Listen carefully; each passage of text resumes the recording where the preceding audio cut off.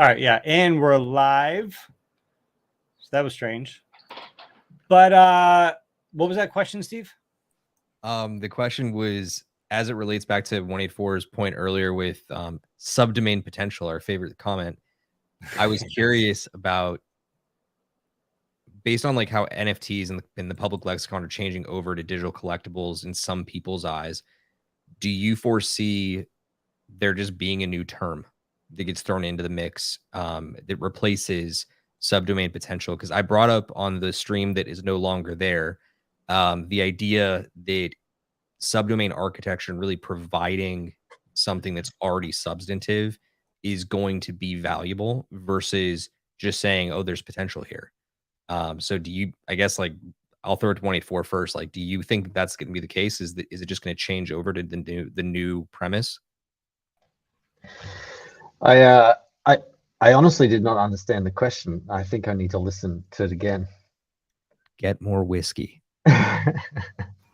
You want me to try to jog you a bit, 184? Because what I think he was saying was, like, will the nomenclature, will the language around subdomain potential, will it change, right? Is that what you're saying? And I was going to just offer a quick response, which is that I think that you'll see more like evidence. Instead of talking about potential, we'll be talking about measurable, quantitative. Like, I have 50, subdomain users, or I have 50,000 or whatever it is, as opposed to the potential. Well, now we have the fulfillment of the potential, right? Yeah, and that was kind of the idea. And I mean, I understand that sometimes when the whiskey is flowing, I get a little bit out of hand on my questions, but I hope that made a little bit more sense for you, 184. Novax is my translator post whiskey. No, the question was fine. My attention span was the deficit, the lacking thing. If I have understood it, yeah, I will stop saying subdomain potential. It won't be a phrase that we use. We'll actually perhaps shift to stating a business case, because subdomain potential is lazy. It makes sense now because it's relevant, and we generally know what people mean, but now it's been exhausted. So eventually we'll say, well, what is that business case? What is that subdomain potential? Not a subdomain potential is, I don't want to, I forget whether I can swear or not in here. I don't want to shit on someone for that brought up something, but they had a name that was, name 420 on Shark Tank, and they're talking about subdomaining that out to different people, and that subdomain potential to me was not as strong as it could be. It wasn't a compelling argument. It wasn't a business case. It wasn't anything. It was just, who wants a name? There are going to be some people that say, maybe I want that name. And so that isn't there is subdomain potential, but it's not really compelling. So eventually people are going to say the subdomain potential is this, and it's going to look like a functional business. They're going to describe how that operates. They're going to share, exactly what that looks like and how it's going to generate money, or how it's going to be a cool project.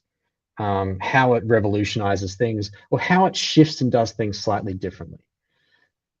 I don't know if that answers the question, but we're just going to attach more to the statement of subdomain potential. And as I mentioned before, we're virtually going to just ignore anyone that says it, and we're going to stop saying it. We're going to refer to what something actually is. And the thing I'm realizing, so I'm doubling back on sort of what I said before with the 6-minute, 5-minute abs thing, is at some point we're just going to also say everything has subdomain potential, and we no longer say it, and there are some things that you just will never subdomain.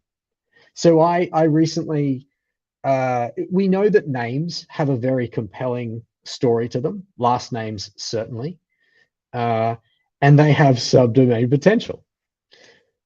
But there's much to be said that every last name on its own stands as something powerful, and that's its business case. It's not subdomains, it's pure identity.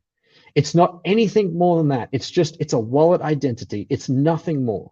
There will be flex names that can never can be successful without ever being subdomained. They have a different purpose. We're going to start being intelligent about that statement. I feel like I'm in a loop now. I'm not really saying anything new.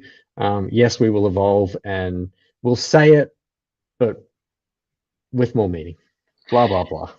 I think this was fantastic because it really makes the case just because you can doesn't mean that you should.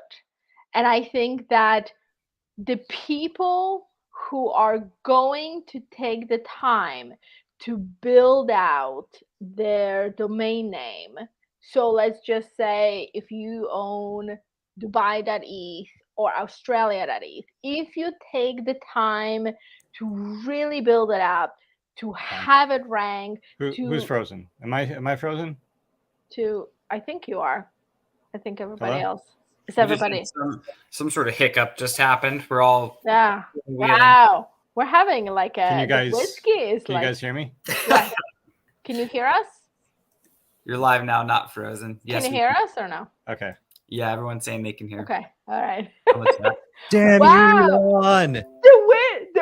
What is happening? I mean, usually it's the spaces that get I was rugged, just but screaming today to Ada that she's. Oh wait, is We're that in a what's weird happening? state of rugging. We're like, I think you and I. What is happening? Oh wait.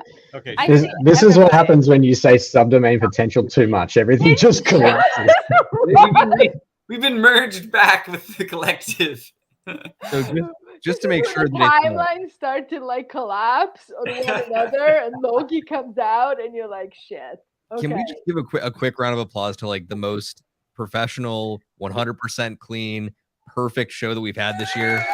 Like, please bring it on. Let's go. Awesome. Yes, let's do it. I mean, technology is not always your friend. I say it all the time because it's like we rely on technology, and there's some days like I can't tell you the amount of times that I was about to do a Zoom presentation and the whole fucking thing just melted down. Like the internet went down, and you're like, it never goes down, but it literally like right when you're about to like present, like shit happens all the time. But That's what I was true. going to say is that just because you can, it doesn't mean you should. I don't think everything has a subdomain. I think the subdomain potential is bullshit. I think that if you have a domain name that you have built out, then you can sell it, and you can sell it for a lot more, but you have to do the work. You have to put in the work to be like, hey, this is how many users I have, this is how many eyeballs I have, this is how much traffic, how many views, and then people go, oh, I'm buying something that is already built out, and you're going to be able to sell it for like, I mean, same goes with websites, right? If you have a functional website that is already built out and already has a proved revenue model, it's going to sell for a lot more than just the .com. I mean, I don't think it's any different. Are you guys adverse to speaking about specific domains? Because I don't want to shill, but in the context of this conversation, sometimes it's nice to have like a benchmark. So I'm just going to mention like a few names in the interest of comparing them to one another. But let's say for like subdomain potential, because I was looking at this really closely, and I was like, okay, what has real subdomain potential? And in my own portfolio, I have Slays, SLAYS, and I'm like, it's short. It has gamer relevance. Like I like it for its subdomain potential. Now, unless something's built on it, it's irrelevant. Now, there's other domains like names. I thought it was really interesting to say that some names that I have, first names or last names, have standalone like value as subdomains. Like you could imagine somebody going, okay, even like a profession dot first name, plumber dot bob dot eth if you had Bob or something, or you have Bob Jones, you have Bob dot Jones. So there's some value potentially, I think, in just the standalone subdomains without having to build anything. But I think there's names that themselves, they have like the value of the subdomain will depend upon the provenance of the ownership, the known provenance. So if you're like Nike, a Nike subdomain means jack if it's not owned by Nike, you know what I mean? And so on and so forth. So there's some sort of different like quagmires in here that it's interesting to suss them out. But I mean, There's other domains that have extraordinary potential. I own fucktrump.eth, and somebody today was saying, bro, do not sell. I was asking, sub it or sell it, sub it or sell it, and everyone said, sub it. You build a clothing store. Do not try to sell that one. And I thought that was interesting because I mean that thought hadn't really occurred to me. But anyway, so you guys, will you please speak a little bit about your own thoughts and comparisons so that I don't feel so shilly having mentioned several of my own names? Okay. I just want to say, great remark about the Nike. Like, there are some names that just don't have value, not in the hands of the main recipient. Great remark.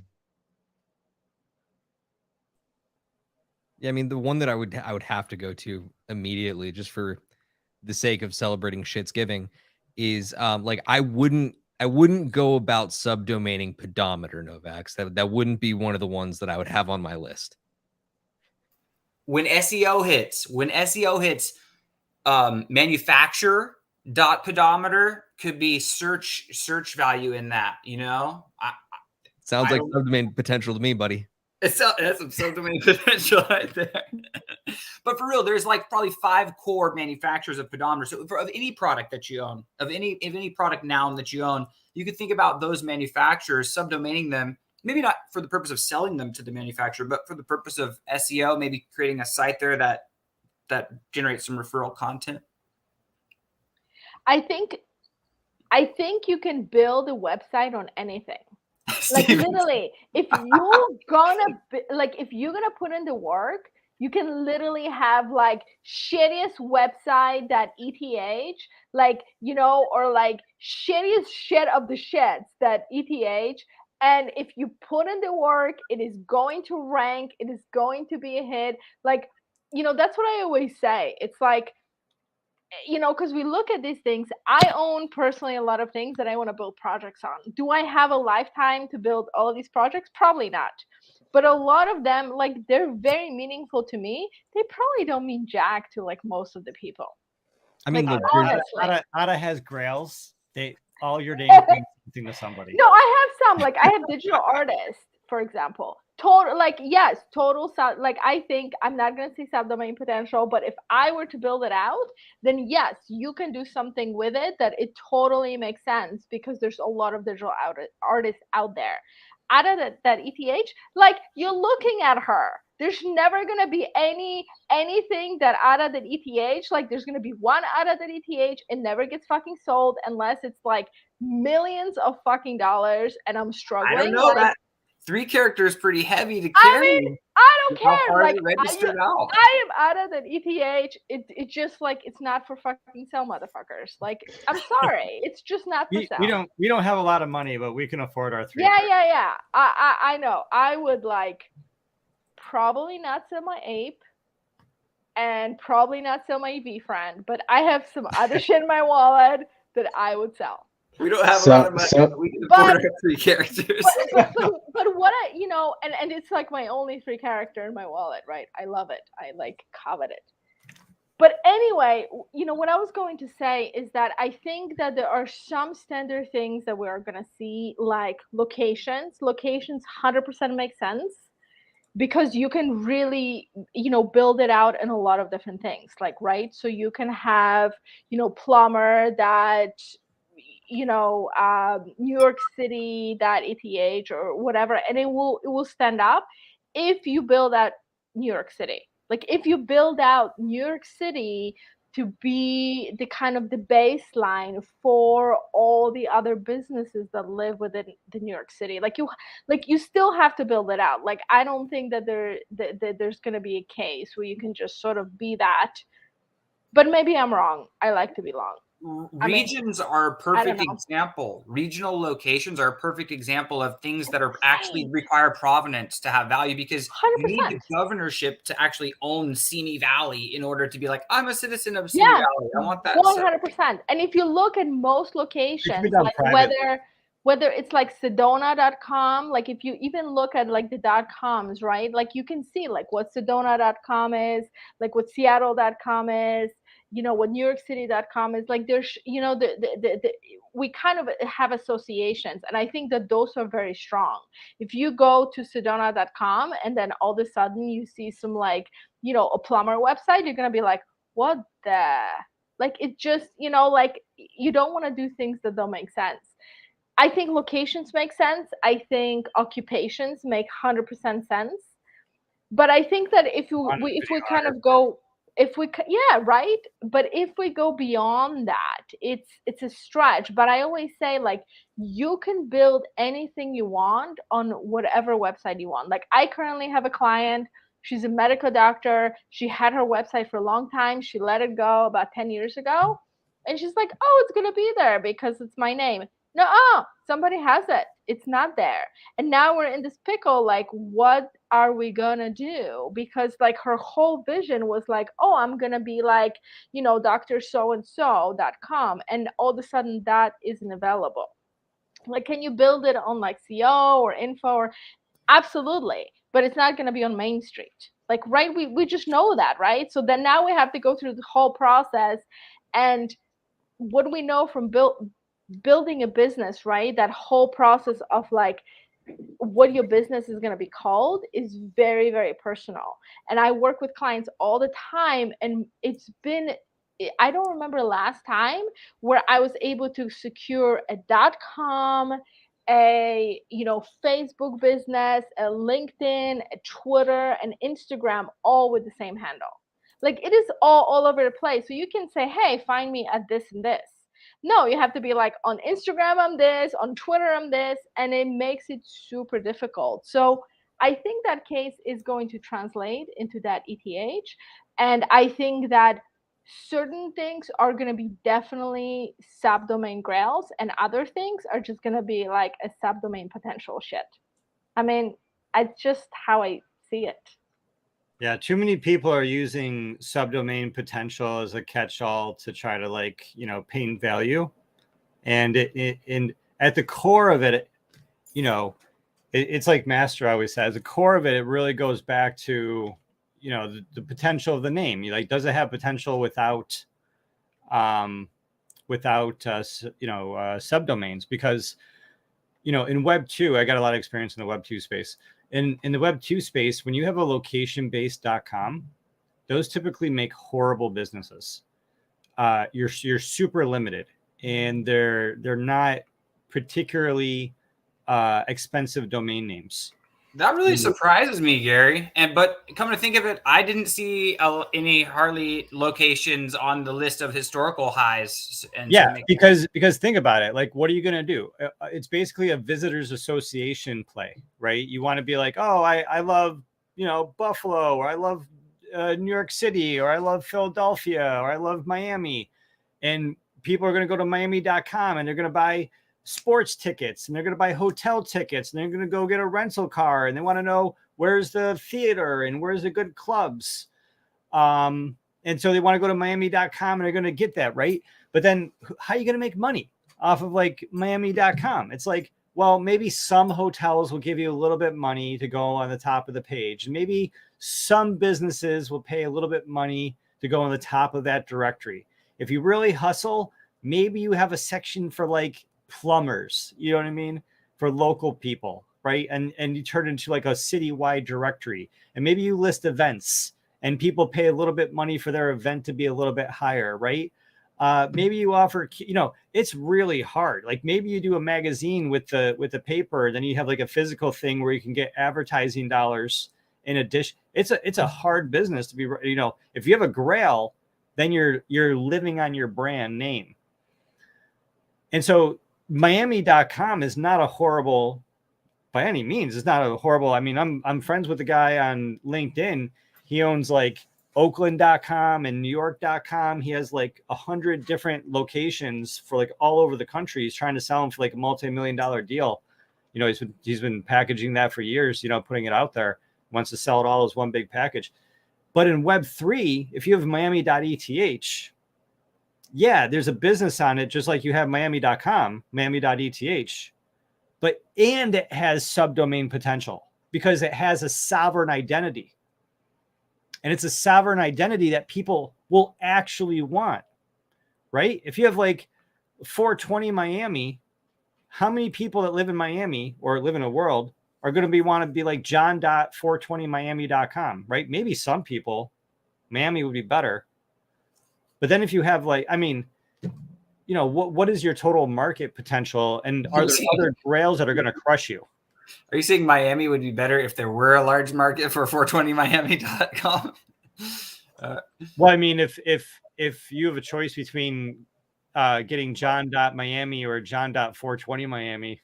I'm sorry, I thought you were saying like the Miami itself would be a better place. If that were the case, I misunderstood the context of your. Yeah, well, there's like there's a guy that had 420forum.eth, and he was talking about the subdomain potential, or whatever it was a 420 forum. And sure, if you have a forum, but that's a play. If you have 420forum.eth, you have to actually build a forum. You have too many competitors. You got 420forum.eth, cannabisforum.eth, marijuanaforum.eth. You have so many potentials for what that website name could be that it's not that special to have 420forum.eth. But if you had 420forum.eth and you built the best damn forum for the 420 space, and you got all the people to go there and all the people to use it, and you had a cool logo, all of a sudden everyone's going to want a subdomain of that because of what you built, not because of the name. But Miami, you could just like do names. But like I was saying before with the whole puppies example, if you have something beautiful on the homepage for puppies.eth, then people are going to be happy about having their subdomain at puppies.eth. But if you have hate speech on the homepage of puppies.eth, then you're not going to feel good about having a subdomain. Gary, I don't even like imagining that puppies.eth being desecrated that way. I know, but I just really want to like drive home what's going to drive value. Like, just if you own puppies.eth, and yeah, I know you're playing around, but think about it. If you own puppies.eth, and if you just like subdomain it, sure, maybe you're going to, you're definitely going to sell some number of subdomains between, 1 in a million or infinity, Look, you can talk about subdomains and subdomain potential all day on here, but I just want to underscore one really important point. Is that a deliberate underscore You're reference? goddamn right it is. Special characters are going to be a very big market too. And I do believe that we should be closer to seeing that than we are going to be with subdomains. You mean emojis? No, I mean special characters, underscores, $, dashes, not so much dashes, but definitely $. All right, so Eminem is in the audience out here, and they're saying, "Hey Gary, is marijuana's '(s) marijuana '(s.eth) a banger? Proper apostrophe." I guess he's trying to say that it's going to be normalized. It's going to be a legit ENS name. What do you guys think? I don't know a lot, because like I think traditionally people don't put apostrophes in domain names. I know it's okay with ENS. I think it's strange for old boomer types like me. What do you guys say? I'm really for it personally. I mean, look, in the case of marijuana, like I'm not particularly sure, but the apostrophe to me is huge for different contractions. Like I personally love the idea of contractions that play on the .eth of it all. So like someone's .eth, nobody's .eth, right? That type of idea, or even going with the last names for subdomain potential. But we're going to just see how it all plays out. I love the cringe, but at the same time, I so look to you for, wisdom, 184. Don't do that. Don't do that. That's no one wins if that happens. The man has continents. He's literally sitting on continents, so we all have to look to him for That's wisdom. not him. That's a different guy, from what I'm told. I just wanted to say, guys, that so there was a time, right, where like .com was all there was. And then we started having the like .info and .club and whatever, and then something else. And I still do believe that .com is king, but I always go to like, you can build really, really, really big businesses on, you know, something that isn't like today. I was like looking because I was like, I really want to go on a retreat this year. And I want to go to Omega Institute, which is in like upstate New York. And I was like looking, and it just reminded me, I'm like, wow, like they're huge. They're like world renowned. They're like SLN, but they're not omega.com. They're eomega.com. And obviously it wasn't important enough for them to whatever the omega.com was purchased. But then, I mean, they're like a world renowned you know, education and training and retreat center running on eomega.com. Like, what the hell is eomega? Like, they are omega. There's nothing eomega about them. But that's what was available. That's what they went with, and that's what they build their entire business on. And now it's like an non-thought. Like when I go to type in to be like, hey, I'm wondering, like, you know, what awesome speakers they have this year, what awesome like workshops. They feature like renowned like spiritual leaders from like all over the world. eomega.com. Like you can literally build. And so I think that this is where it's going to separate us into two groups. Like there are going to be the people who sell domains. And I think so somebody who does energy medicine, right? Reiki.com, like Reiki's been around forever. Reiki.com, there's nothing on it. Somebody holds it, they still haven't sold it, they might never sell it.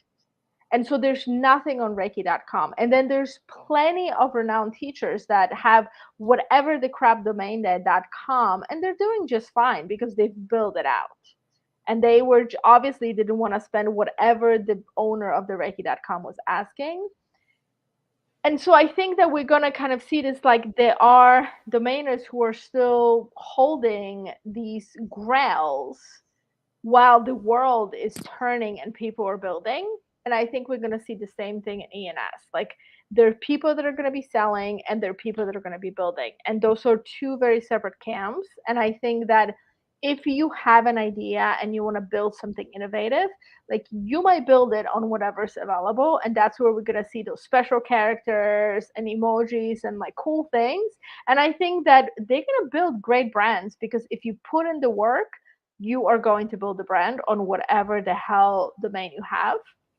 And then I think that there are going to be the people that are always going to be like, no, I want to be Miami.eth. I have an idea, I have founders, and I am going to purchase Miami.eth, and I'm going to get subdomains, and I have a vision, and it's, you know, I want this specific domain.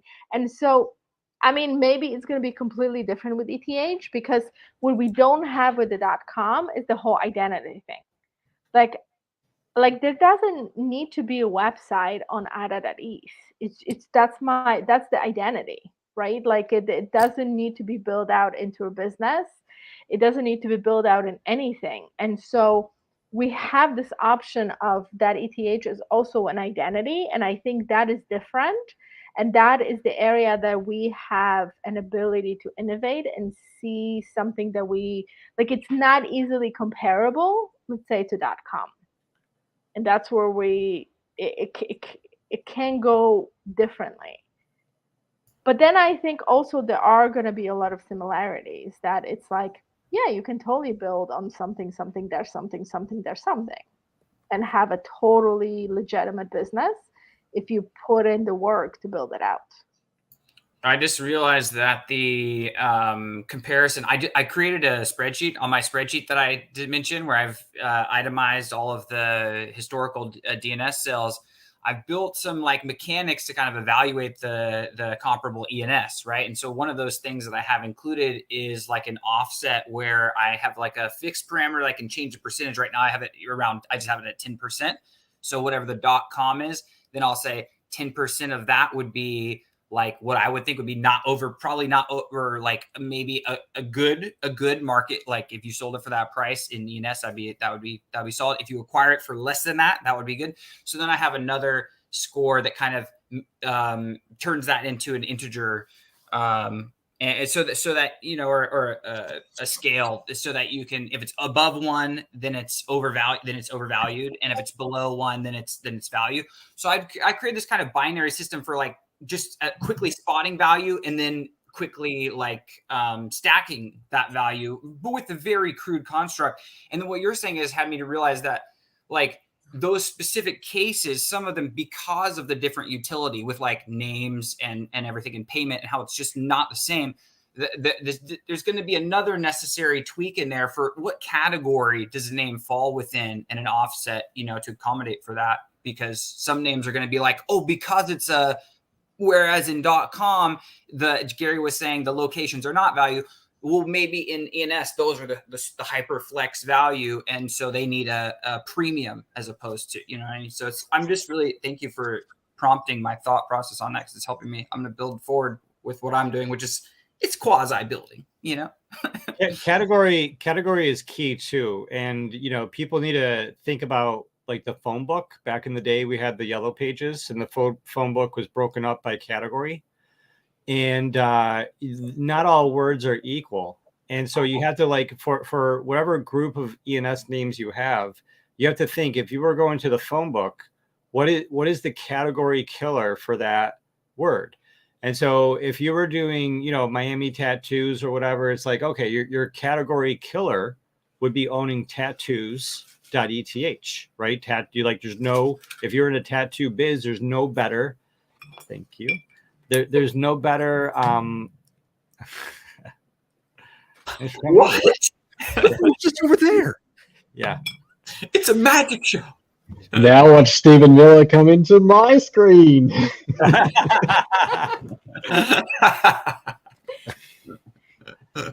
Yeah, drinking slow. We got a special whiskey ice delivery. Yeah. That's outstanding, guys. Yeah, and so you know, so you just have to think, okay, what, you know, so tattoos, then you can say tattoos, plural, not plural. Then you could think of, there's, you know, what are the similes, you know, for tattoo.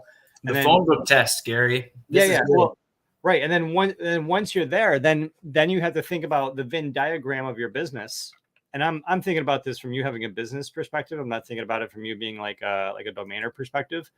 But yeah, you have like Miami tattoos, you have, you know, Philly tattoos, you have Cali tattoos, California tattoos, you know, then for like the tattoo, but and then that's just like the 2 words, you know what I mean? You have real estate, you know, real estate keyword, and you have like California real estate, Miami real estate, Florida real estate.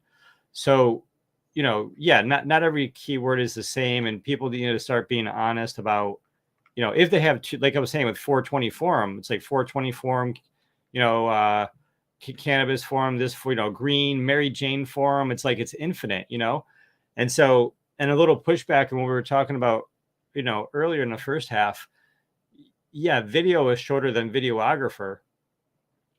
But if you are catering, if your audience is videographers, there is no better ENS name than videographers.eth. Because videographers are not going to video.eth. They're going to videographers.eth. And if you're like saying, hey, videographers, use this software. Hey, videographers, go to this videographer event. Hey, videographers, use this network of videographers.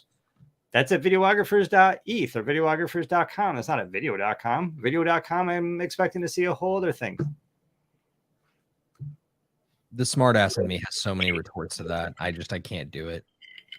I'm really holding back here, Gary. What do you mean? If you're a videographer, like, what's a smart ass comment? Like, hit me, because if you're a videographer, you want to go to videographer.eth, and if you want to see videos, you go to video.eth.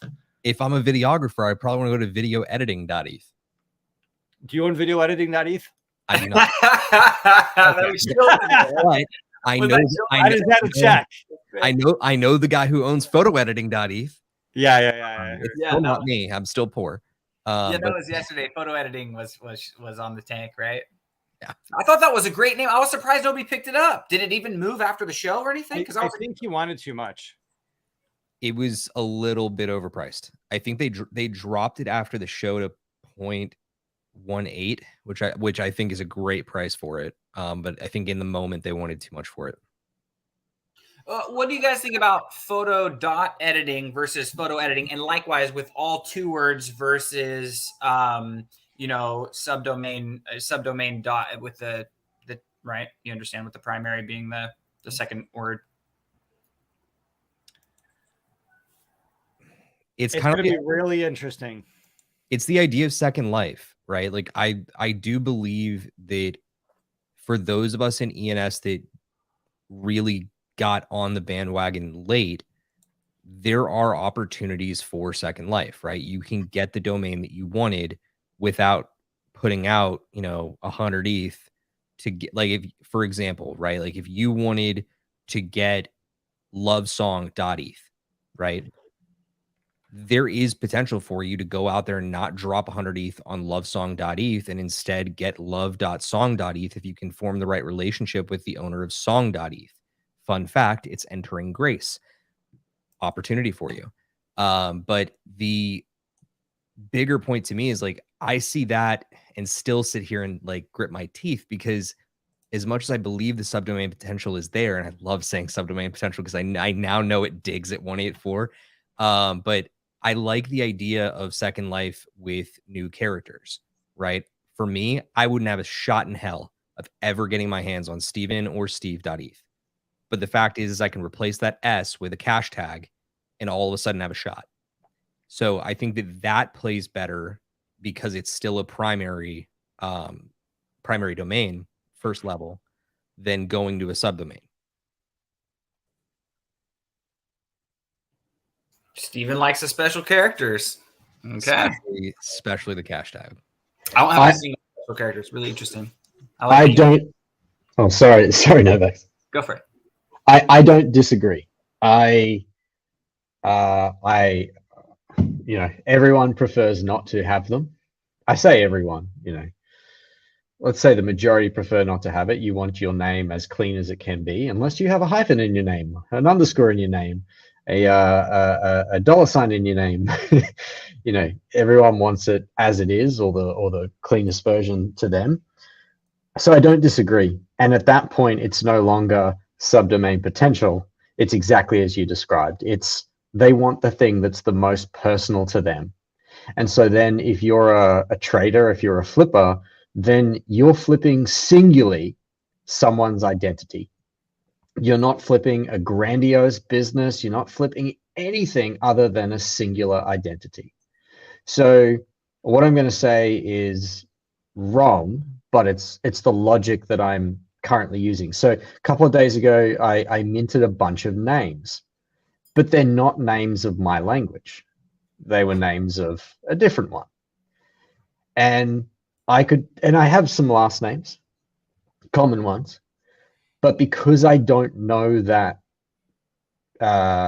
culture, I'm treating them as they are purely identity. They're not subdomain potential. They're not a business thing. They are, as I entered them as a speculative thing, they are simply, I am selling some individual's identity. And I think that's the mistake that a lot of people are making. So if you're getting dollar signs and things like that, everything that you described, people just need to get it in their head that that's exactly as you said. It's the next best thing, or it's their first preference, but you're just there with an identity. I'm now on a loop again. And that goes back to the point where the primary sales pitch of a name can't be the subdomain potential. The primary sales pitch of a name, even when the name has subdomain potential, the primary pitch needs to be the name itself. Some names that have subdomain potential, you could sell subdomains without building on the name because that's how good the name is.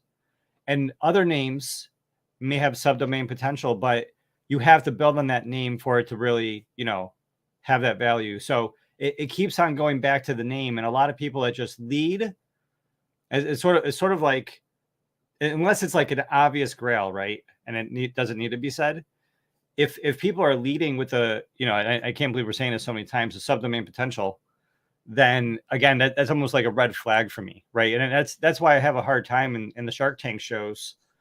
It's like I just want everything for super cheap. and everyone has garbage for like, not garbage, you know what I mean, but like, you know, 2 words, 3 words, like really good stuff. I can't complain, really good stuff. But everyone wants an ETH for it. And I just know like where we're at right now, it's just names aren't flying off the shelf. We don't have 100 Ethereum sales. You know what I mean? I see homeowner.eth sold for 1 Ethereum. That should have been 100 Ethereum. And one thing to say though is Shark Tank hit this year strong. So I was listening before as I was doing things. You had what was it, photo editor along with videographer. You hit it strong this year with solid names, and I've tuned in quite a bit. And people, what you're providing, people are listening, and people are coming back with better valuations, better understanding of what they have. It is improving us as a collective significantly, and the caliber of what people are bringing to the table. And there's also like what's going on as a general thing across Twitter and everything. We're all trying to offload the stuff that we realize is not that great right now. Everyone is trying to offload what's not great, thinking they're still onto a grail. So we're going to go through an education. 184. Some of my trash is getting bought. I lowered the prices below registration cost, and it's going. So we can have a trash and treasure argument, and that's fine. It's you know, people are going to learn as they go because you're offloading it, you know, at good prices, and people are seeing it as their chance to get in. But you know, we're going to go through different sort of moments of education, and people might be also picking up your domains and picking up names that you know, I might discredit because they see them not for subdomain potential. They see it for, I love this name for me. Like I can get behind anyone that finds a name that to me isn't my cup of tea. But if they say, I want it because it stands for me, like even if it's me for a year, whatever it is for them, if it's their identity, I can get behind that. I'm in your corner if you find your identity. If you like your PFP, fuck yeah. Yeah, F yeah. If you like your name, if you've gotten your .eth name, damn, I'm happy for you. So there's yeah, I don't know. Yeah, look, having a day. I appreciate the feedback, especially on what we're doing over at Shark Tank, because like I spend an insane amount of time just like thinking about how I can improve the show on a regular basis.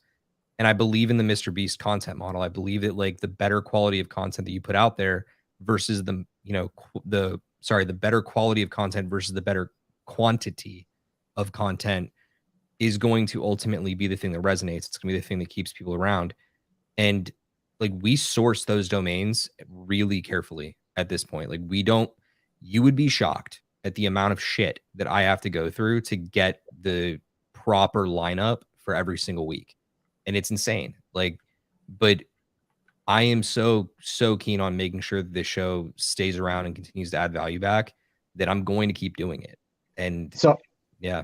So I want to say there's something that I really liked, and it wasn't, no, it doesn't matter what it was and wasn't. So one of the things I really liked is you brought a name up on stage that was, I don't know if you knew the valuation in advance, but it was higher than, well, it didn't get sold, and it was generally higher, but you brought it up on stage and you shared why you brought it up on stage. It was a 3-letter, and you shared this one was interesting because it was a stock ticker. And you acknowledge that there's the high carry cost, you acknowledge that it's still heavy speculation, and you acknowledge that stock tickers have alternatives, and they also, people have minted them and then people have let them lapse. So the market doesn't currently exist, but you brought it up as a, let's have a discussion about it.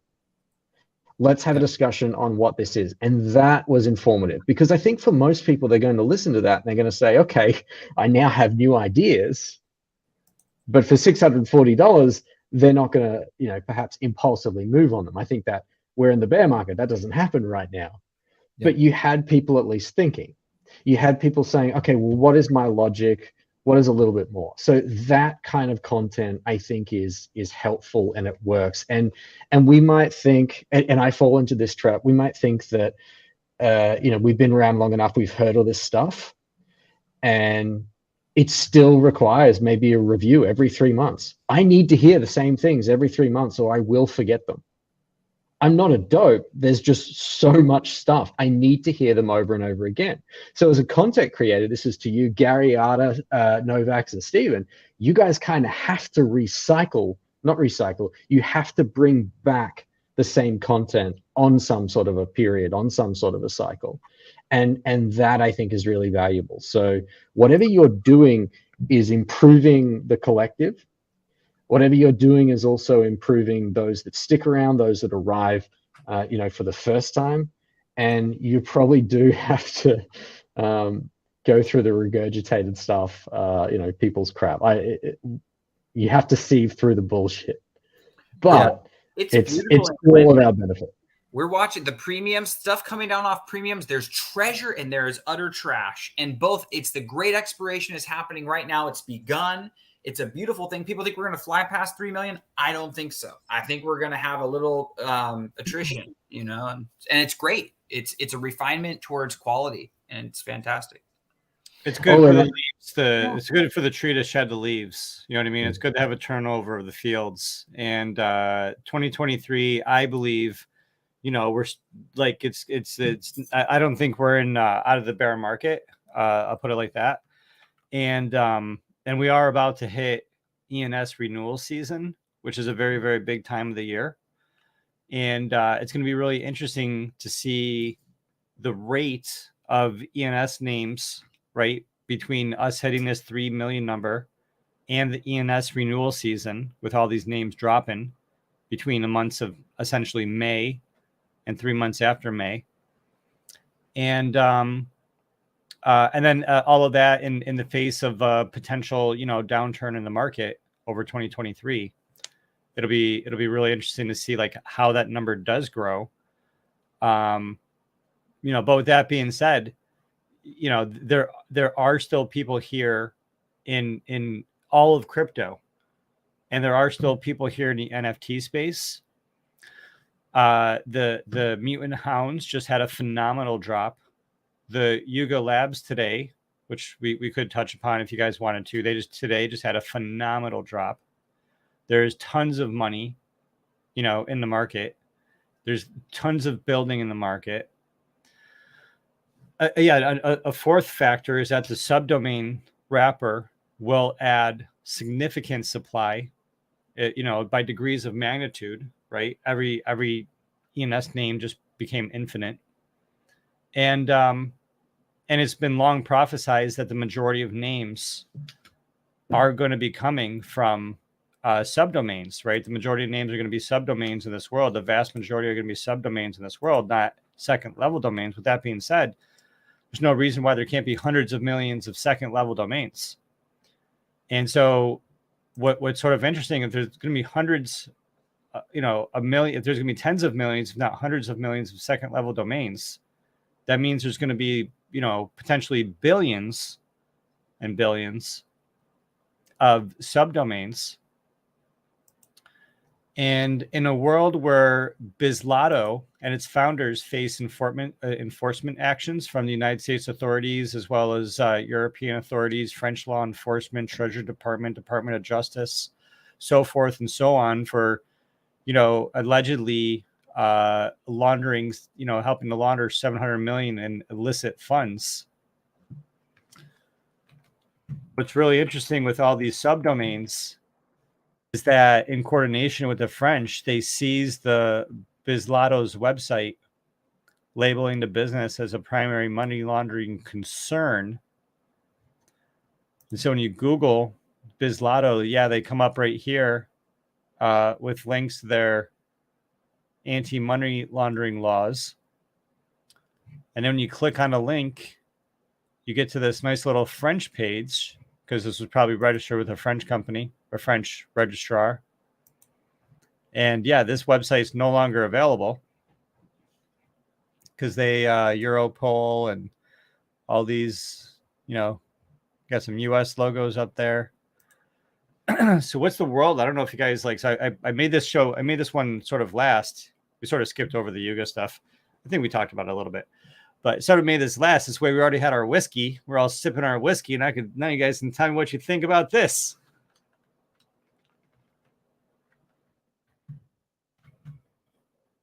I think that the whiskey's talking again.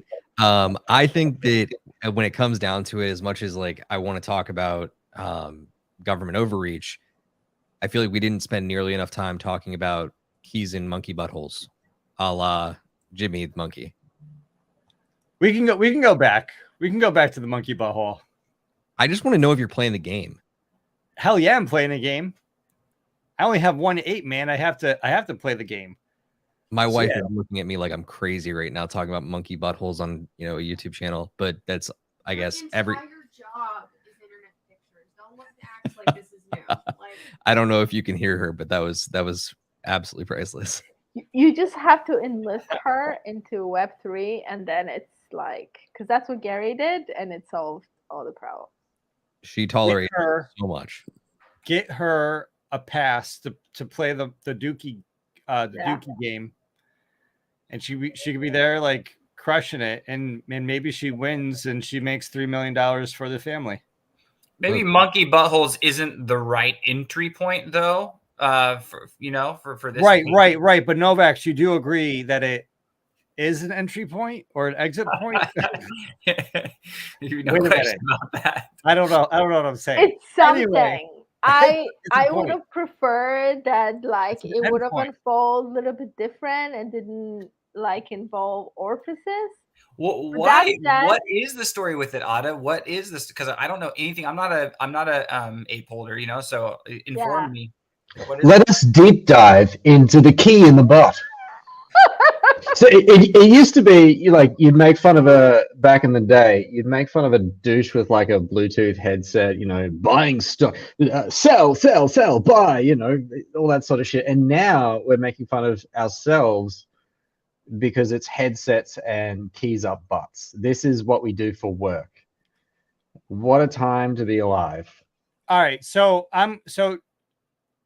I don't know how much time you guys got. So I was trying to like rush the show because I feel like we're at the, nearing the end of it, but I'll give you guys the cliff notes just to go over this. We've gone over it a couple times, but in the spirit of new people. So it all started with Yuga Labs, and Yuga Labs has 10,000 bored apes and 20,000 mutants. And some of those apes and some of those mutants have Bored Ape Kennel Club NFT dogs. And so it all started, if you go to this website, mdvmm.xyz, it all started with the trial of Jimmy. And basically, there's a big party. Jimmy has explosive diarrhea, goes to the bathroom, blows a hole through the space-time continuum in the toilet. Out pops a knight with a box and a key. They ignore the box and a key. They party. They do everything except lines off the box. And eventually, Jimmy accidentally swallows the key, passes out in the bathroom because they're all going to like kill him because they all want his key back. Passes out right as the key is passing through his sphincter. And then he passes out. The door's locked. They can't get into the room. And so, after that, if you go to this website, the materials reveal the past, the present, and the future. There's apparently another character called Gary the Prophet, no relation. And Gary the Prophet says a whole lot of shit's about to go down, no pun intended. And basically, there's going to be a power source mint. There's going to be a new mint. There's going to be a lot of things happening. You go check out the second slide here. This third slide here has just basically some of the rules. And this actually might be interesting to get into a little bit because this will give you some of the more important data. What's the significance of that URL? Is there any story with that? This is just where all the information can be found about this game and whatnot. I mean, but like, is it relevant to anything though? It looks like a Roman numeral. So it's basically an unfolding story. It must be a year. It might be a year. Oh, like what the actual address of the website? Yeah, like it seems like a clue, like just so like weird. Yeah, it could. So it's basically it might be a Roman numeral story. Anything can be a clue. right? And so it's like it's for you to engage with the story and all the potential clues, because next week, right? It's next week. This week we mint the pass, and then next week the games begin, and the games go on for 2 or 3 weeks. And what's really, really exciting, I mean, I think everybody's going to be able to win something, right? But there's one winner. There's Not like, everybody. not everybody, right? Okay. Yeah. So not everybody, but then there's one main winner that can win, that's going to be able to win the key. How difficult the game is, like, we don't know any of that. But we anticipate people are going to be like living on this game for 3 weeks trying to win the key. Yeah. So let's see here. So what can I tell you? So if you have, so this is the wrong screen, but if you have a mutant, then you're tier 1. If you have a mutant plus a dog, you're tier 2. If you have an ape, you're tier 3. If you have an ape plus a dog, you're tier 4. Okay. And so what's happened is that today, all the apes are eligible to get their passes. And so there's all these 1, 2, 3, 4 passes out there, tier 1 through 4 passes. That's where we are right here with these sewer passes. So there's going to be a max 30,000 passes. There's not going to be that many because some people lost their keys. Those passes aren't available because, if you don't have the key, you can't claim the pass, right? So there's going to be a max 30,000. There's not going to be 30,000. That's these passes right here. We can go over to OpenSea, see that, out of 10,000 apes, there's 2,600 tier 4 and 1,200 tier 2, which is 39. So it's, 40% of all the apes have claimed. And then we have 6,000, 7,000, 7,500 out of the 20,000 mutants that have claimed. But anyway, there's going to be a lot of shit that happens, no pun intended, between now and these interactive. No, this is now actually. So let me think. So in between the sewer pass and this green Evolve 1, we have the game. So we have the sewer passes, then we're going to have the game. And after the game, we're going to have the mint 1. And that's really what everybody knows about. But what this is hinting at in orange, later this year, there's going to be another mint 2. And then what this is hinting at is later in the year after that, there's going to be an option between either a mint 3/Evolve 3 or combining this new NFT that you get in green with a BAKC in purple, which is a dog. And that's going to make a new NFT. It's going to merge the NFT that you get in green with your dog. And it's going to merge to create a new NFT. And I'm theorizing that that's going to decrease the supply. It's going to make the supply of BAKC dogs deflationary, decreasing the supply of dogs on the market, which I also hear that's a rumor with VFriend Series 2. And it's definitely how book games works as well. Deflationary NFTs is a trend coming up in Web3 and NFTs next stage. But yeah. To make sure that I throw it in here, Gary, I want to make sure that everybody in the world knows about this. Deflationary NFTs are only going to come into existence, at least from where I sit, because of the editions movement on all of digital art. Because so many of these digital artists are right now coming up with really creative burn mechanisms for different editions that they've dropped, not just this year, but also last year. So they're taking the lead from digital art for once, which I think is a huge move. We're calling this, I believe, in the industry, crafting. It was actually a term I learned from Coldy. Coldy was giving me a tour through his beautiful DI's Monoverse space, where he has given all the DI's holders the ability to, like, if you have 5, you can burn them and mint a stereoscopic version. And things like that, he referred to it as crafting. And I was like, okay, I guess that's what people are calling it. But, dude, and this is, like a similar kind of a thing, it would seem. The Creeps are doing things like this as well. From my understanding, the Creeps community, CBC Creeps, are kind of a big thing last year. And yeah, cool. Yeah, well, just to wrap this up, yeah, we had the trial of Jimmy, which is the intro video, the prologue, if you will. And then a week later, we had more mysteries revealed from Gary the Prophet. And then a week after that, we got even more information about how the mechanics are going to work. And now today is the first day from today until February 8th. Anyone that has a mutant or a ape, a bored ape, can claim their sewer pass. There's a checker to see if a claim has already happened. If you're going to purchase like a mutant or something, and then once you have the pass, which looks like this is the tier 4 of the pass. Then starting between tomorrow and February 8th, you're going to be able to play the Dookey Dash game. And anyone with a sewer pass is going to be able to play a Dookey Dash game. If you want the tier 4 pass, it's going to cost you 4.8 Ethereum, or about $7,500 is what the going price of this is on the floor. But the floor price for a tier 1 is going to be 1.3 Ethereum. Only 8% of these bad boys are listed. Out of the 12,000 of these NFTs that have been minted, the average person has about 2 of them. There's like 6,000 unique holders. And, obviously different prices for different ones. The tier 3 is probably around 3, if I had to guess, 2.7. And the tier 2 is 1.8. So kind of like, tier 1 is about 1, tier 2 is about 2, tier 3 is about 3, and tier 4 is about 5.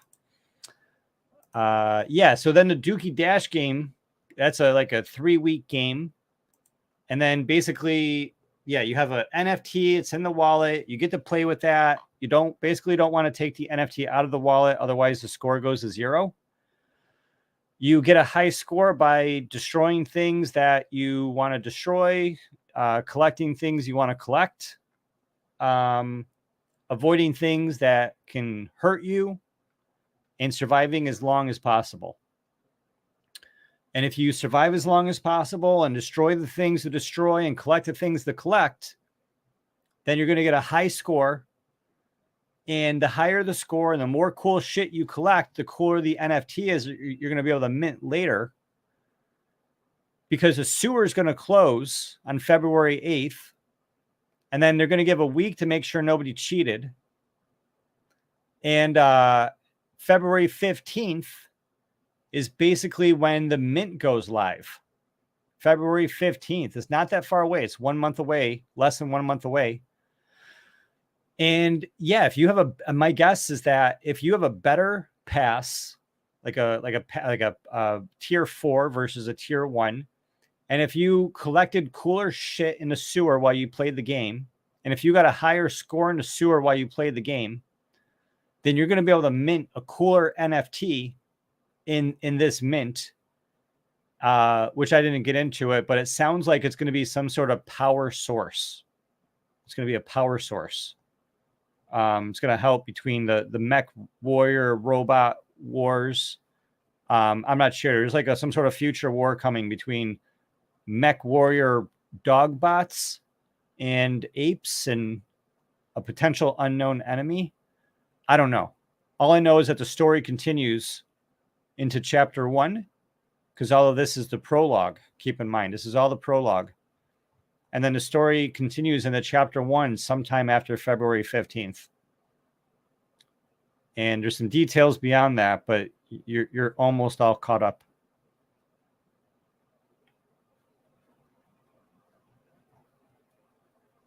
Any more questions about the key sticking out of the monkey's butt? Let the games begin. Yeah, let the games begin. That's a way perfect. Yeah, response. Did they call it a pass just to make fun of Jimmy not being able to? Maybe that's why they call it the trial of Jimmy. I don't know. Yeah, maybe. I was really hoping it was going to be a lot more like, Law and Order SVU or something like that when I heard trial. But then I realized, oh yeah, that's not on brand at all for Bored Ape Yacht Club. We do have some apes in suits. Yeah, so basically, if you do have an ape or a mutant, you have to do two things. You have to claim your pass, and then you do have to play the game. If you have to open the game and get a score higher than 0, which means all you did was open the game. And if you don't open the game and you only have the NFT, then you're not going to be able to mint, is my understanding. If you don't have a Bored Ape or a mutant ape, and you want to participate in the Yuga universe and all the glory that is such, if you want, you can participate by purchasing a sewer pass.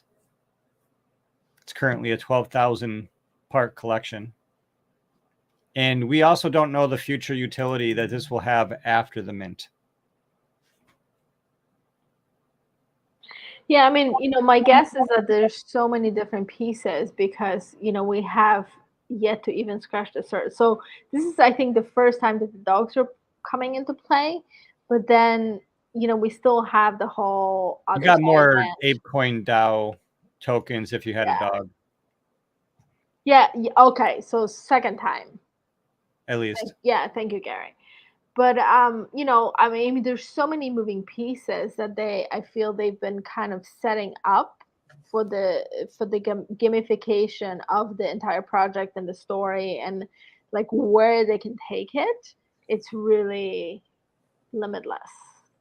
And I mean, I do agree. I think that I don't agree that it's the only blue chip. I mean, I think that there's some other projects that definitely have shown that they have the users, the community, the utility, and the storytelling aspect that they continue to, not only the price continues to hold, but that there's a community that draws to it and that supports it and continues to support it. So I don't think it's the only one, but I think it's definitely one of the top ones that I believe it's going to, pave the way.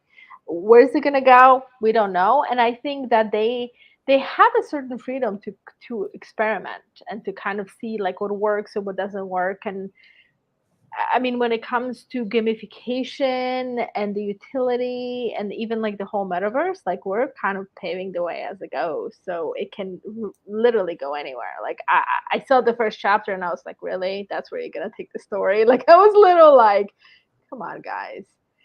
But that's the beauty of it, right? Like we have the freedom to take the story anywhere and kind of play with it and see what lands. And you have to kind of look at your audience and like where your audience is and what they're going to respond to, which isn't necessary what you're going to respond to, right? You have to look at like, who the holders are of that particular NFT. So yeah, not just you either. Yeah, look, I mean, if you pull this into what we were talking about in the previous weeks with Mutant Hounds is not Yuga. It's a community project in the Yuga universe, and that's an example of a project building off of an IP set, a universe set, and expanding in a really, really successful way, right? That the community accepts, and it'll be really interesting to see if and how Yuga does accept that, right? Or even, like I think about the Ape Fest. You go to, and this year Ape Fest is going to be disconnected from NFT NYC. It's not going to be happening at the same time. So when you go to Ape Fest, it's only going to be Ape Fest. And when you go to Ape Fest, if you go to Ape Fest, there's probably going to be a party for the Mutant Hounds, which is going to be a private party, non-official with Yuga. That's my guess.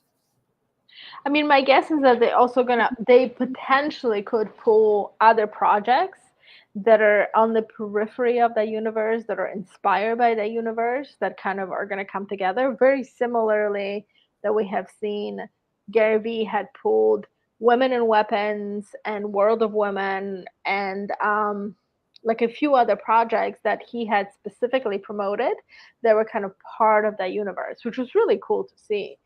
Um, yeah, I mean,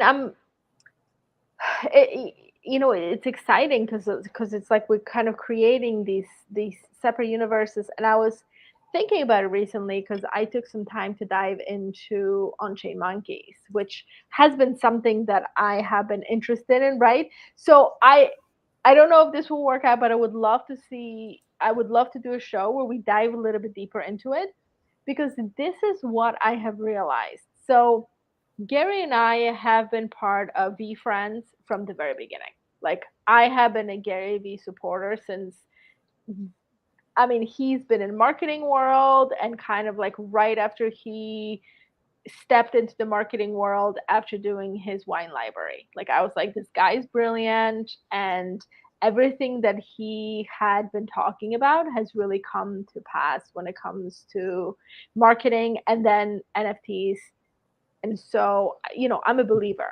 And Do you I think he bought wine, Ada? By the way, the other day, didn't Wine Dottie sell for like 30 or something? Do you think Gary got it? Everyone was saying it, it could, it could have potentially been him, or a sauce, like, I don't know, but it could have been like a Gary V associated. I mean, there's so many different, at this point, there's so many different companies that he is kind of, associated with. I mean, VaynerMedia is his major one, but he also has a whole offshoot that is Web3, specifically Web3, and then there's a whole bunch of them that he is, has certain level of involvement in or has partnered in. So I mean, he really is a mastermind when it comes to to a lot of pieces. And what he's really great at is that he doesn't just like jump in. He actually will step back and watch the market and see like what it's doing, where it's going, kind of what are the followers, what are the trends. Like, he studies it before he's like, okay, I'm ready to be like, this is, I think, where it's going to go, and these are what the trends are going to be. And I think that's what makes him so effective, because he isn't reactive. Like, he actually goes, okay, I've been watching this for a while, and now I think this is where this is going to go. um, and we have been into the Yuga universe for a long time. I mean, we were there for the first A Fest. We were there for the second A Fest. I've met some of the most incredible, kind, like open-hearted people during those events. Like, they were always spectacular. The NFT events aren't always, and I think being a woman, you're always like, I'm in like a very like, I mean, less than like 10% minority. It's like it can totally be very intimidating.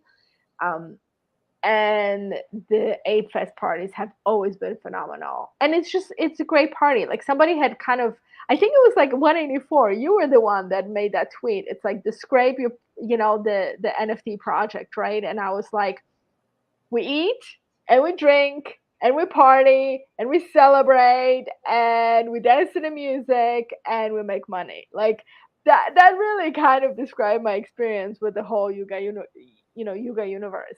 They have been spectacular. But going back to the on-chain monkeys, right? So not being a part of the project from the very, very beginning, it has all this, like, right, you minted the initial thing and there was a storytelling and maybe there was a drop and maybe there was like a version 2, maybe there was. And so I kind of started to go down the kind of the, okay, so like, what are the different pieces, what are the different mints, was the version 1, version 2, version 3? And I was like, shit, I have to go to like Steve Miller and be like, can you please educate me? Like, because like, if you're not part of if you're not part of the universe, right? Especially if it's not an NFT that's launching right now, if it launched some time ago, and you're just like, okay, I've been watching them for a while and I get it. Like, now you're like, what the hell is happening? Like, okay, so I get this version 1 and this version 2, and then you kind of like go down the rabbit hole, and then you're like, I don't know what the fuck is going on. And so it made me think, like, I wonder how many people out there are kind of in these, like, I know that not many people have the luxury of getting into these blue chip pieces, right now, because it's like, I mean, right now it's like really, really expensive. But I do wholeheartedly believe there's plenty of projects right now that are A, still affordable, or B, that are launching that are going to become something huge. I mean, when Facebook came along, we were like, oh, that's just like another version of Friendster. Like, literally, that's what everybody said. They're like, I'll just take my info from here and paste it over here and see where it goes. And now you're like, what is Friendster? What is MySpace? Right? Like, you just don't know. And we don't know where any of it is going to go. But I think that it would be really, really great to have some education, like we just had in Yuga Labs, on some of the projects that some of us are involved in, to be like, can you explain like the timeline and what's the, like, if we want to get into Yuga Labs, right? Like, what's the best way to get in right now? And if we want to go, if we want to get involved with On-Chain Monkeys from this like place where we are, like, what's the best way? Right? Like, what are the different like versions, reiteration? Like, where's the story? Where we've been? Where are we going? Where are we right now? So I realize there's a lot when it comes to these. There are these universes, right? And you like land in this universe, and you're like, what language are you speaking? Where are we? What's going on? Just checked wine.com, wine.eth. I don't think it was sold for 30 Ethereum. I think it was just listed. I don't think someone purchased it. It doesn't look like it's been transferred recently, but it is in the same wallet that owns Higgins.eth.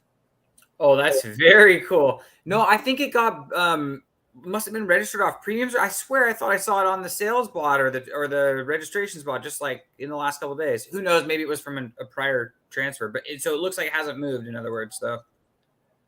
Yeah, I mean, I got it right here, and it's on this guy's account, wine.eth. He owns names like Thomas.eth, Jackson.eth, Ross, Williams, Cook, Evans, McDonald, Day, Hayes, Schmidt, Rum. Ooh, Rum. I like Rum.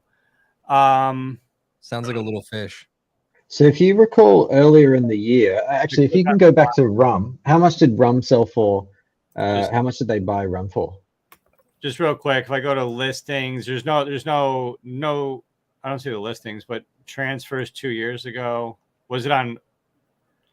I can't remember if it was a registration, like off premiums, because in those cases you have to go and actually look at their Ether scan and pull up the transaction to figure out how much they paid. But I don't think it was an expiration. No, it was just bids for wine. It was just bids for wine this week. But if you recall earlier in the year, there was a collector of alcohols. So it was your vodka, your gin, whether it was whiskey, rum. But there was a collector, and I'm fairly certain wine had some serious bids on it, and the holder did not take them then. It's obviously a different time now. But there was a collector. There was a very specific collector that went out for every main category of alcohol. It must have been the bid bot that I was thinking of. You're right. Yeah. Hey, I went and got into a category recently, the flowers. I picked up peonies. Oh, hey, sorry, Novex. This is what you're thinking. There was an offer that expired. Yeah. From Touchdown. Touchdown 5 days ago, they put down a 20,000 offer. 4 days ago, $25,000 offer. 3 days ago, $30,000 offer. Ignored. Yeah. Also, 6 days ago, there was a 0.45 offer that was also ignored. I mean, the thing is, sometimes the owner of wine could just not even have seen this. That's totally possible, right? So, I mean, I don't check every day. I mean, I know not everyone does.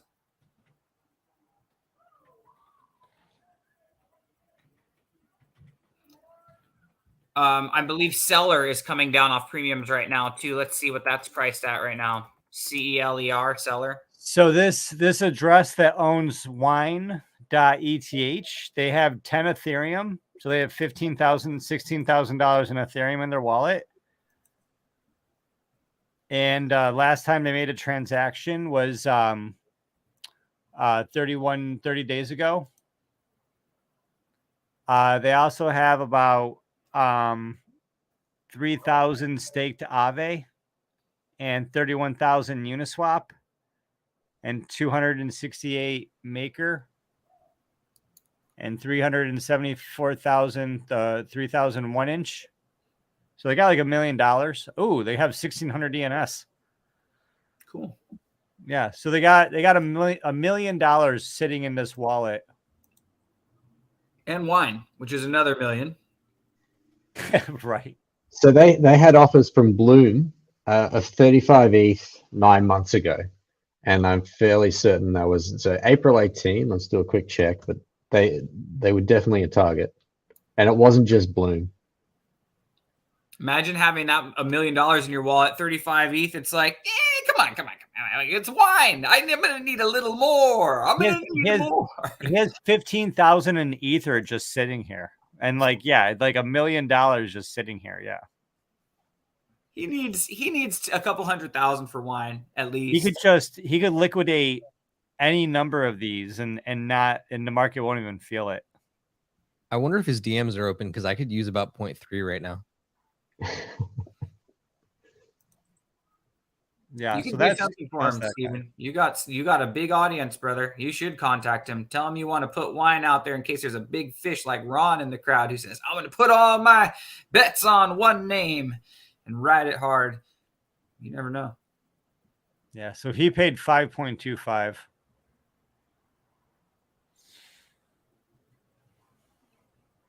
Good for him. Oh, does it? You know what? I guys, check out ENS Agent with their wallet sometime. ENSagent.eth. Homeboy, that is such an interesting wallet. He bought everything at the auction. He was just at the auction, just throwing money at every name and word. Here's 3.5 ETH. I mean, he was going off. It's very interesting. I mean, it was, of course, it's 2017, and the ETH was probably, under a K at the time. But so yeah, I mean, I don't want to get too into it. But it blows my mind because like it's hard to like I'll give him this. It's hard to say. It might be, it depends how you judge, but and it's unfair because nobody really knows what my wallet is. Like some people know, some people don't know. But without knowing my wallet, I'll just say it's hard to say who has a better wallet, him or me. And he has a very, very good wallet. This wallet only has 900 names. I have like more than twice the number of names as him. But he just spent so much money. Like if you know what my two wallets are and what my main wallets are, like every name I bought was somebody else's garbage. Right? Like I thought I was sort of late sometimes. And if I wasn't late, I was not the richest person in the bidding pool. And you could feel these people and you could see these people because in the first auction, you would see people reveal their bids or you would see people placing bids. And then the second auction, you'd see people bidding directly. And so like I was always the bottom bidder, right? There was like very few names where there was a name where I bid a lot and I made sure that I got it. And like this guy just spent so much money for like Disney and Visa and like the very best names. But this is a great name, or this is a great portfolio. It's really brand heavy. I like the countries. Speaking of brand heavy, I wonder what Steven will think of this. I reached out to some brands I'm sitting on today. I reached out to Sunbasket, I reached out to ZCG, and I reached out to Camelback, all three of them, and I think another one, Curationist. I reached out to Curationist as well. All four of those, I hold the .eth, and I reached out to them. And you know what? I just said, why not? You know what I mean? I understand that people say, hey, maybe not, whatever, but I reached out like as a broker, and I just said, I'm brokering these domains. Contact me if you're interested, So anyway, we'll see how that goes. Yeah, keep us posted. But guys, I hope you have a good rest of the night and a happy Whiskey Wednesday. I do have to sign off, but it's been real. Appreciate you guys. Cheers. Cheers, guys. We'll see you next Whiskey Wednesday. See you, Steven. That's it. He really didn't want to answer that question about the government seizing of Bitzlato's website. Yeah, maybe he's involved in some way. He was like, that stuff was too hot for him to handle. Gary, you know, there's and 184, there's a couple other categories I think are really interesting. Body parts and flowers. And just recently I acquired underarm and peonies. And I think the scarcity on these are very cool, you know? And so just as kind of an alpha, like, I mean, did you guys think I'm off base on that? Or do you think that that flowers and body parts are valuable too? I'm sorry, say it again. Body parts available for what? Body parts, Dottie names, body parts and flowers. I mean, listen, I'm super bullish on e-commerce and just like how do I say, just like business and marketing and technology. I'm bullish on you know, the internet. I'm bullish on the metaverse. I think there's going to be more shopping online. I think there's going to be more shopping from mobile devices online. I think that you know, I know that there's a lot now, but I think it's actually only going to increase. I think that shopping is going to not only increase with websites, but I think there's going to be stores popping up inside the metaverse, three-dimensional websites, 3D websites, where you can not just go up and down and left and right on the page, but you can go through the page to a section of the metaverse location. Think about it like a library. I can go to the history section or the support section or the, you know, current events.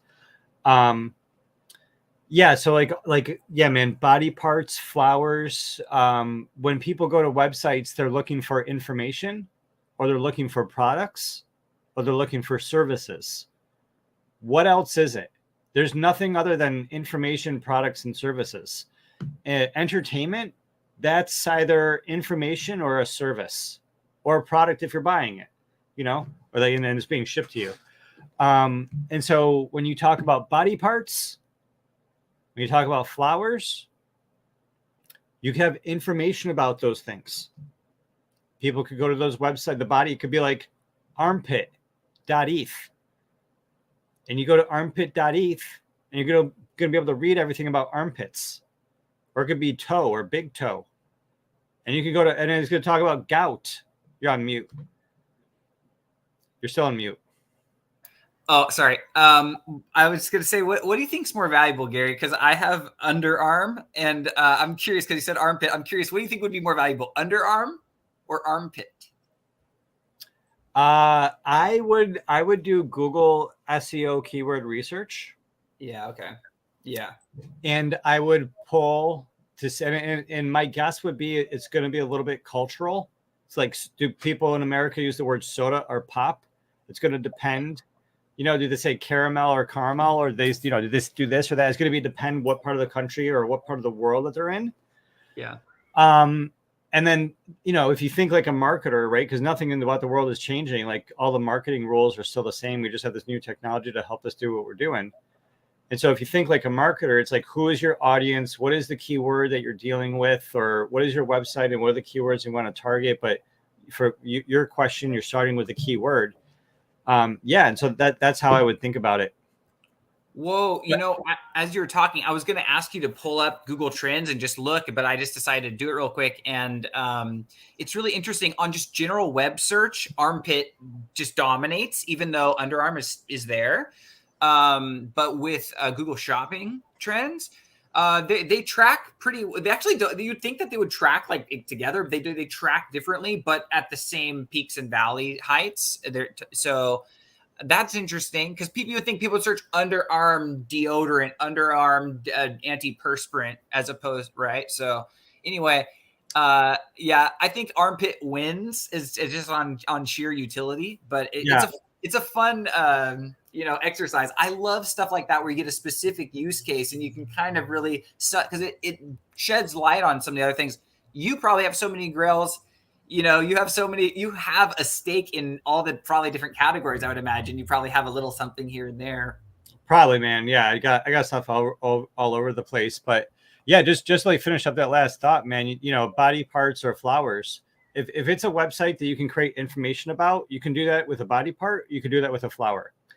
If it's a website you can give a service about, you can give services for armpits, right?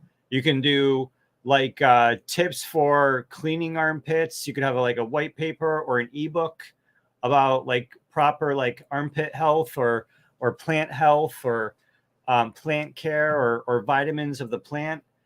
And then the third category, products. You know, armpits, you could have products, you could have deodorant, and you could have essential oils or whatever. Flowers, you could put the flower in a box, or you could put the flower supplement in a box.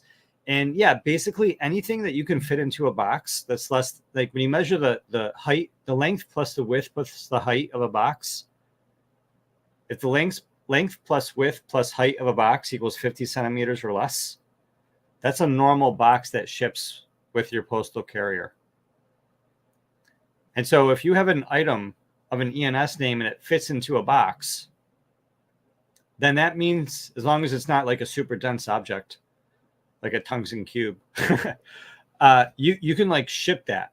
So if you have an ENS name of a product, that ENS name is more like in some ways valuable, right? Like picture frames, right? If you have pictureframes.eth, you can sell picture frames, right?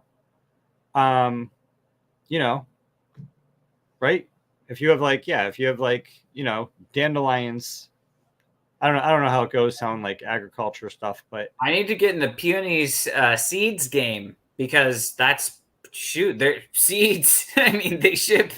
So shipping seeds would be a very high fat, margin, a beautiful industry. Shipping seeds. I just have to find a source of them that I have, some markup potential. Yeah. So there's a big question in there, and like, how do we do e-commerce and Web3? And that's one of the questions that I'm exploring, and as I'm going through the process of seeing what I'm building and what I could do. And I hope other people are doing the same thing, not just like buying names and selling names, but, a lot of like business owners like accidentally became business owners because they started off as domainers. They're like, I have a domain and I have a really great name. And why is everybody so stupid and not built? Like, why is everyone so dumb? They're not buying this name off me and building this great business. So it's like, wow, you guys are so dumb, not buying this name, building a great business. Like, screw you. I'm just going to do it myself and show you, and then make my website, make it like worth even more. And joke will be on. And then like you accidentally build yourself a business out of spite.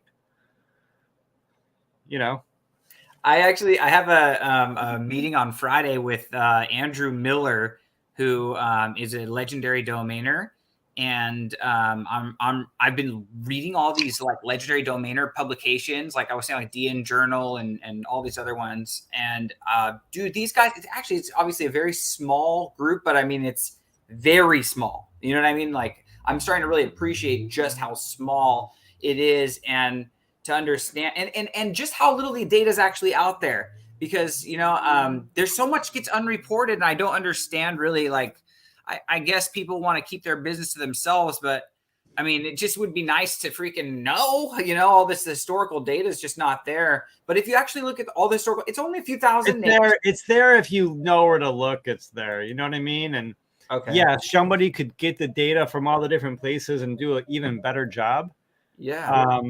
But kind of to your point, man, we should take a group of us and talk about going to NamesCon. Oh yeah, which is like a Web2 domainer, conference, or one of them. And the big thing is, and we should probably be wrapping up. But the big thing is, I've been talking about this with all sorts of Web2 people involved in NFTs and Web3 people who are NFTs. We need to start being really critical or selective. We got to start being really selective about what Web3 conferences that we go to. And we need to start having all these bullshit Web3 conferences that aren't really relevant for us. They need to piss off out of our schedule. And we need to start spending more money and more time going to Web2 conferences. We have to spend more money and more time going to Web2 conferences, the red pill, the Web2ers, into Web3. Because the Web3 conferences are a big, giant circle jerk echo chamber of like the same old bullshit, the same old people competing over the same old shit. Like all wag me all day long. I mean, don't get me wrong. The right conference that's cool with the right people, but not every conference is the same. Not every conference is the same quality. Not every conference is the same vibe. And if your goal is to actually like onboard people, it's probably not likely to happen at a Web3 conference. Like Web3 conferences, really any conference, it's about connecting with people. It's about making connections. Don't do a product launch during a conference. You know, like it's barely about going to the talks, you know, it's about meeting people and connecting with people, and all 20 or 30 people you're going to be able to connect with over the course of like 3 days and building those relationships. And yeah, man, if like you want to reach a lot of people that don't, you know, I mean, think about it. Like, you know, this is a Web3 conference. They all know about everything you're doing. They're all going to hear about you on Twitter. If you really want to go to a Web3 conference, make it a meaningful Web3 conference where you're going to connect with people. But if you want to like onboard people, new people that don't know what something is, and you want them to like take their Web2 company and do signing with Ethereum, take their Web2 company and be like, yeah, I heard about NFTs, or yeah, I heard about the Ethereum or the blockchain or NFTs. Can I do that on like Solana or something? I heard, is there like a naming service? Be like, oh, well, there's Ethereum naming service. You could do signing with Ethereum, and you know, there's Solana, there's pros and cons. You know, but you know, even if you did Solana, you still want to like think about doing this and this with like your ENS name, and you know, getting some blue chip, you know, NFT, or like having an identity, or doing your education. You know, at the very least, you could do, instead of having like signing with a username password, instead of having sign in with Twitter, sign in with Facebook, there's this new thing, login.xyz. It's a blockchain. It's 7 lines of code. It's even less lines of code if you use the new SSX library thing that they did, but that's like for another time. But yeah, 7 lines of code. And you could take your Web2 site and you could put out a press release and say, hey, you could now log in with your Web3 wallet. Whatever it is you do, man, with your Web2 world, and you don't even know what a blockchain is, but you can just add signing with Ethereum, 7 lines of code. If you have a halfway competent developer, it'll take them an hour to like get up to speed. And they can do the 7 lines of code, sign with Ethereum, send out a press release. They log in just like they have a username and password. They just use their wallet name and wallet password. And then like you're onboarding Web2 people, and you're really moving the industry forward, versus going to a Web3 conference where you're building deeper relationships with people you've already connected with, you know, and things like that. That's my philosophy. You do you. Yeah, heck yeah. Well, Gary, I mean, at risk of going even longer, but I mean, I would love to get your feedback on Sunbasket and Camelback at some point on ways. I was brainstorming with some guys today on Camelback, and gosh, the stuff I heard, man, about people were talking about Camelback. They're like, Camelback.eth, you need to approach it, you know, as a liaison consultant from the perspective of events and IRL events where Camelback.eth can be a way to revitalize that kind of maybe slightly stagnant. All right, man. We gotta go, but this is my $1 million idea for you. Yeah. Go work with somebody or yourself to go design a backpack and call it Camelback. Make a backpack and make a purse and make a man bag.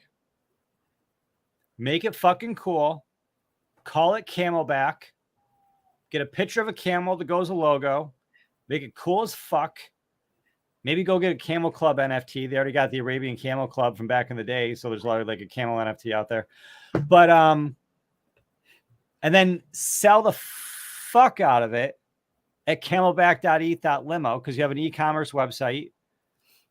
I don't know how it works yet, but make it so someone can add it to your cart, give you money, you ship it out,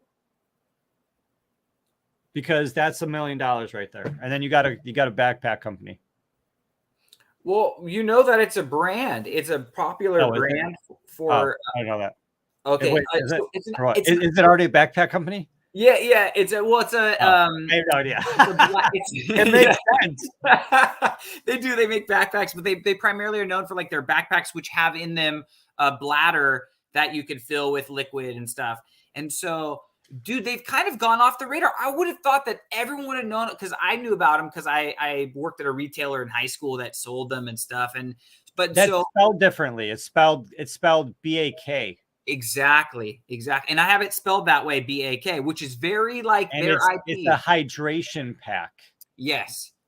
Now we imagine them going to events for triathlons and cycling events and whatever, and them really like promoting tokenization of like proof of participation through their ENS could be an extraordinary proof of participation at competitive events. And I even thought about like with digital objects, you put a QR code or ENS customization with each individual camel pack. And then when a person wins a race at the proof of participation, then later on, if it's a famous athlete who won the race with that camel pack, it gives digital provenance to the actual gear that was used for sports memorabilia after the fact and so on. So it's kind of some interesting thoughts that came up in the course of this space. You're in a hard place, man, because like, I don't want to ask how many names you got.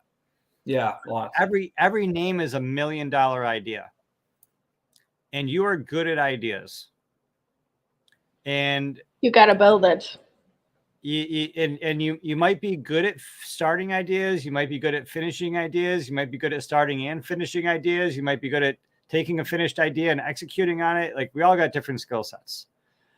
You have a couple options. You know, you can buy infinity names. You can take a certain number of those and write down your idea, put it on an image, and put it on the front of the avatar to be like, yo, man, I put some brain power into this, and I paid the transaction fee to put this in your face, just to show everybody that you have thought behind every single one.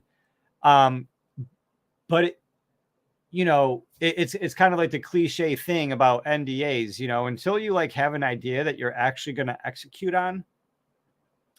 They're all just ideas, and this is like almost feels like tough love that I'm giving, but it's like coming from like someone that has like hundreds of .com names that some I've been paying for like 10 years and I haven't done my idea yet.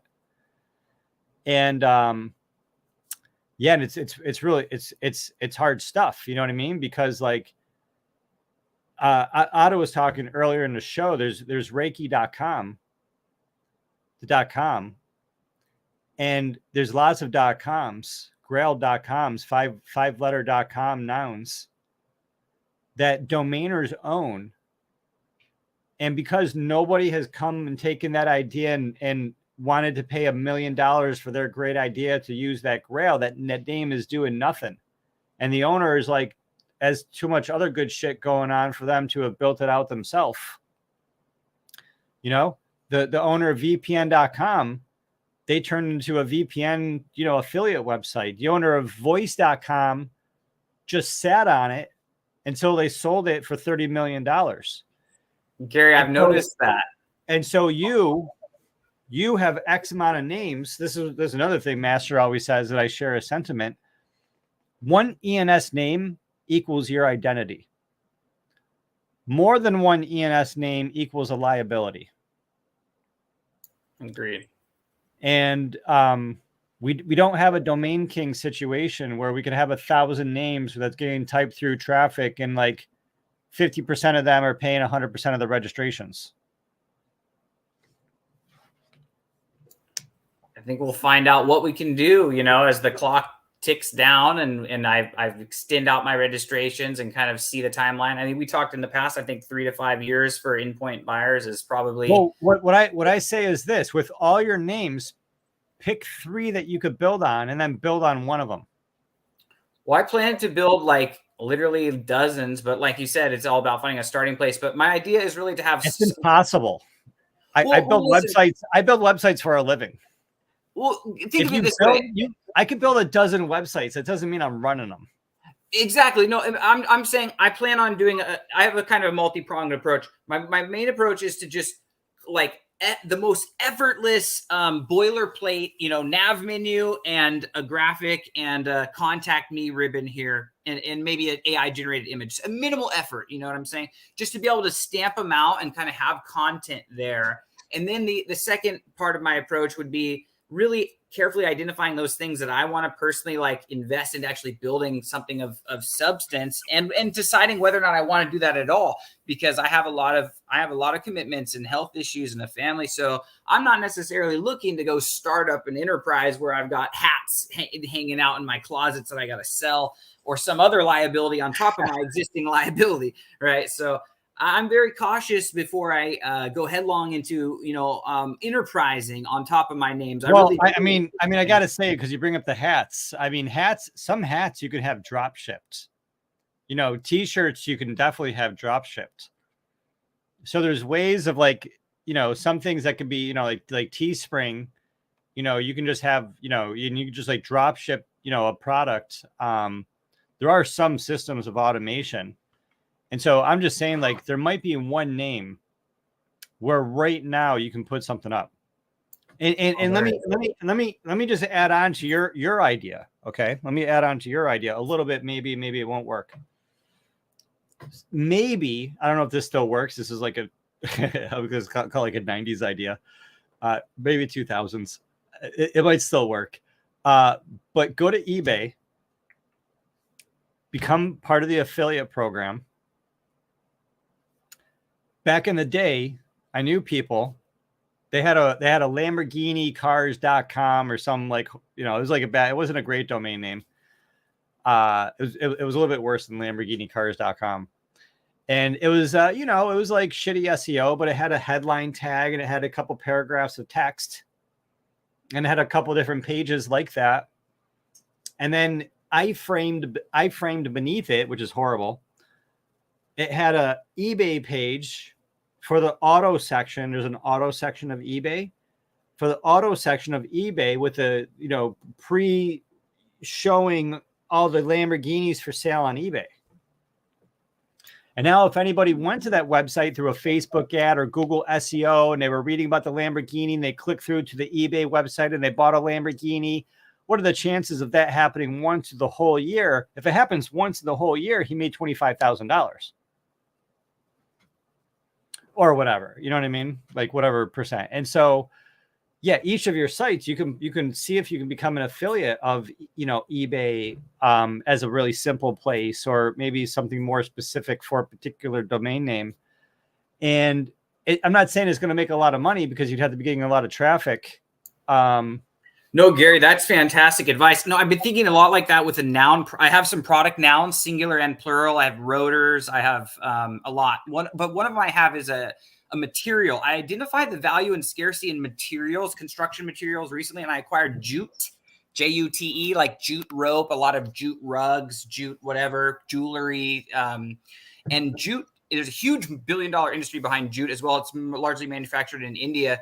Jute.com is like this big allegiance of jute, proprietors and farmers and whatever. So anyway, huge established commerce around the idea. But I just thought, where's the most value and utility for me? It's exactly what you say. Building a landing page that has an Amazon affiliate link. So anyone searching jute might SEO jute.eth, somewhere up high in the page, and they might click through and purchase something and I'll get paid. Aside from that, I don't have anything that's going to, and jute doesn't even actually, and if you're thinking in terms of utility that way, waterproof is an infinitely better domain for me to build upon because waterproof trends so highly. I mean, waterproof is really good, but before we get through showing every name in the portfolio, I'm trying to figure out what to build. This is fun. This is fun. Between all those, I would go with waterproof. But Novak's final words. Where can people find you? What do you want people to know?